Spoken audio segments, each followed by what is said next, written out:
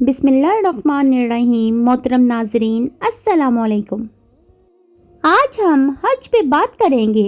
حج ایک ایسی عبادت ہے جو ہمیں اجتماعیت، اتحادیت کا درس دیتی ہے۔ اس عبادت کی جہاں بے شمار فضیلتیں ہیں، وہاں اس میں بے شمار حکمتیں بھی پوشیدہ ہیں۔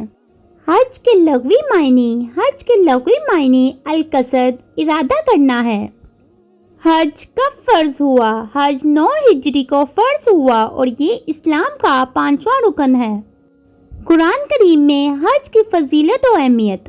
سورۃ ال-عمران آیت نمبر 97 میں اللہ تعالیٰ فرماتے ہیں، اور اللہ کے لیے لوگوں پر اس گھر کا حج فرض ہے جو بھی اس تک پہنچنے کی استطاعت رکھتا ہو۔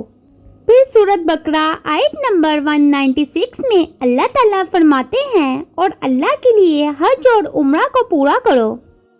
پھر سورۃ الحج میں اللہ تعالیٰ فرماتے ہیں، اور لوگوں میں حج کا عام اعلان کر دو، وہ تمہارے پاس پیدل اور ہر دبلی اونٹ پر سوار ہو کر آئیں گے جو ہر دور کی راہ سے آتی ہیں، تاکہ وہ اپنے فوائد پر حاضر ہو جائیں اور معلوم دنوں میں اللہ کے نام کو یاد کریں، اس بات پر کہ اللہ نے انہیں بے زبان مویشیوں سے رزق دیا تو تم ان سے کھاؤ اور مصیبت زدہ محتاج کو کھلاؤ۔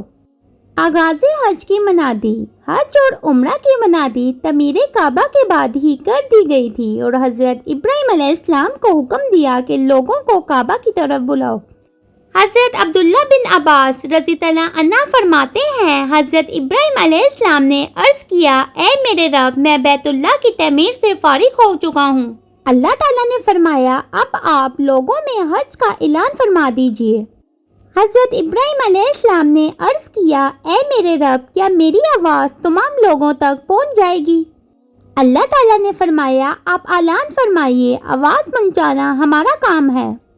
حضرت ابراہیم علیہ السلام نے عرض کیا، اے میرے رب، میں کیسے اعلان کروں؟ اللہ تعالیٰ نے فرمایا، آپ یہ کہیں، اے لوگو، تم پہ بیت عتیق یعنی بیت اللہ کا حج فرض کیا گیا ہے۔ جب حضرت ابراہیم علیہ السلام نے اعلان کیا تو آپ کی آواز کو زمین و آسمان کے درمیان والوں نے سن لیا۔ ہم دیکھتے ہیں کس طرح حج و عمرے کے لیے لوگ دور دراز کے علاقوں سے آتے ہیں، یہ اسی اعلان کا اثر ہے۔ حدیث شریف میں حج کی فضیلت و اہمیت۔ رسول اللہ صلی اللہ علیہ وسلم سے سوال کیا گیا کہ کون سا عمل افضل ہے؟ آپ نے ارشاد فرمایا، اللہ اور اس کے رسول پہ ایمان لانا۔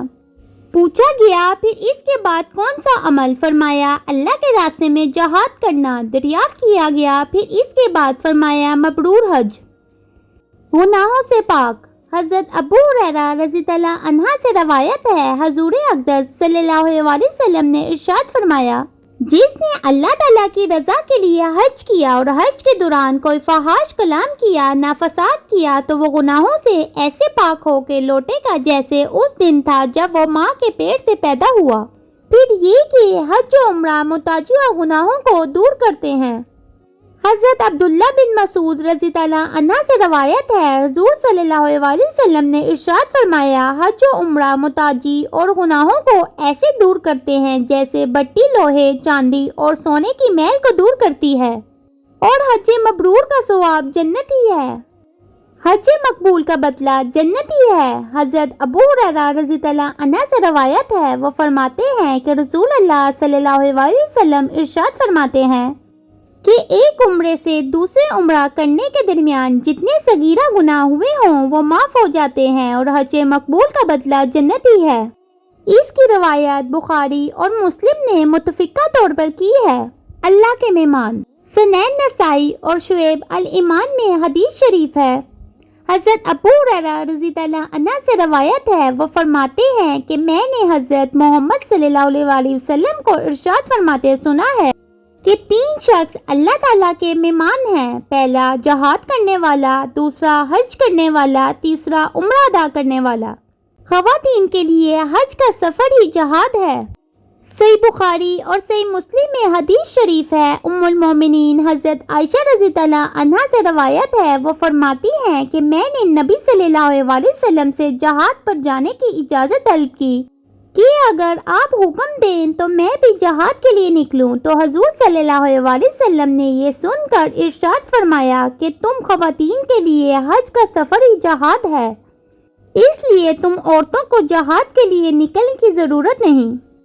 اللہ کریم نے ہر عبادت میں ہمارے لیے کوئی نہ کوئی حکمت ضرور رکھی ہے، جیسے نماز ہمیں متحد ہونے اور وقت کا پابند بناتی ہے، اسی طرح حج ایک ایسی عبادت ہے جس میں تمام ارکان شامل ہیں۔ یہی وجہ ہے کہ اس کے فوائد بھی کئی زیادہ ہیں، اور کیوں نہ ہو، اس میں تمام ارکان کی حکمتیں جو یکجا ہو جاتی ہیں۔ حج میں جب دور دراز سے لوگ ایک جگہ جمع ہوتے ہیں تو عربی و اجمی کا کوئی فرق نہیں رہتا، سب ایک قوم، ایک اللہ کے ماننے والے بن جاتے ہیں۔ اس اجتماع سے مسلمانوں میں باہمی محبت و لطف پیدا ہوتی ہے۔ حج ایک ایسی عبادت ہے جس میں عبودیت کے اظہار کے ساتھ ساتھ نعمت کا شکر بھی ہے۔ عبودیت کا اظہار اسی وقت ممکن ہے جب بندہ اپنے معبود کے سامنے عاجزی و انکساری کے ساتھ حاضر ہو، اور حج میں عاجزی و انکساری کا اظہار ہوتا ہے۔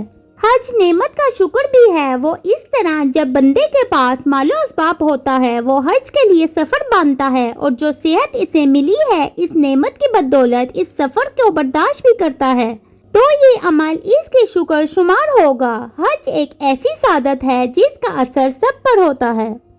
اللہ سبحانہ تعالیٰ سے دعا ہے کہ وہ ہم سب کو حج کی سعادت نصیب فرمائے، آمین یا رب العالمین۔